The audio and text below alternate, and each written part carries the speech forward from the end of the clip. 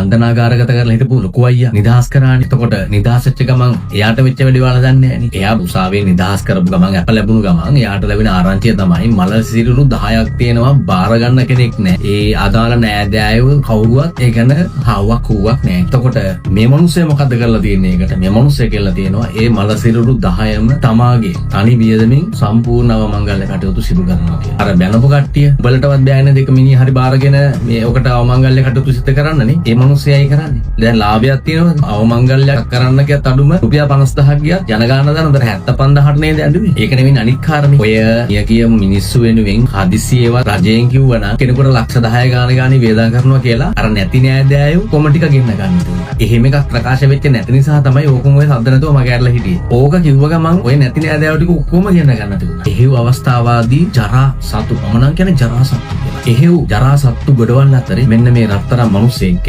හදවතින්ම ලොකු අයියා කියන මිනිස්සයාට මම නම් රෙස්පෙක්ට් කරනවා. ඇයි මේ මිනිස්සයාට අම්මෙක් අප්පෙක් නෑදෑයෙක් සහෝදරයෙක් ලේන්‍යාතිකමක් නැති මිනිස්සු වෙනුවෙන් පුදුම සහෝදරත්වයක් පුදුම දයානුකම්පාවක් මේ මිනිස්සු වෙනුවෙන් තියෙන මිනිස්සු. අයියා ඔයා මේක බලනවා නම් මම ඔයාව මුළු රටටම කියනවා ඔයා වගේ මිනිස්සු තවත් මේ ලංකාවේ බිහි වෙන්න ඕනේ. ඔයාලා වගේ මිනිස්සුන්ට අපි ගෞරව කරන්න ඕනේ. හදවතින්ම රෙස්පෙක්ට් අයියා. කියන්න වචන නැහැ. හොඳ මිනිහෙක්ගේ හොඳක් දකින්න තරම් උඹලගේ ආම දියුණු නැහැ. නොදියුණු තිරසම් කොට්ටාසක් කියලා තමයි කියන්නේ. මෙන්න මේ ආදරණීය මිනිස්සු වෙනුවෙන් මේ වීඩියෝ එක ෂෙයා කළා. රටටම පෙන්වන්න අර අසරණ මියගිය අසරණ මිනිස්සු වෙනුවෙන් මෙතුමා තවම එයාගේ මනුස්සකම ලෝකෙනෝ කියාම. ආදරේ ලොකු අයියා ජය වේවා ඔයාට ලංකාවේ මිනිස්සු සිල්දුරාගම ගෞරව ගන්න හිමිවාට මේ වීඩියෝ එක සමාජගත කරනවා. මේක බලනවා මේ වීඩියෝ එක ෂෙයා කළා. රටටම පෙන්වන්න. හිත හොඳ රට හොඳ. රෙස්පෙක්ට්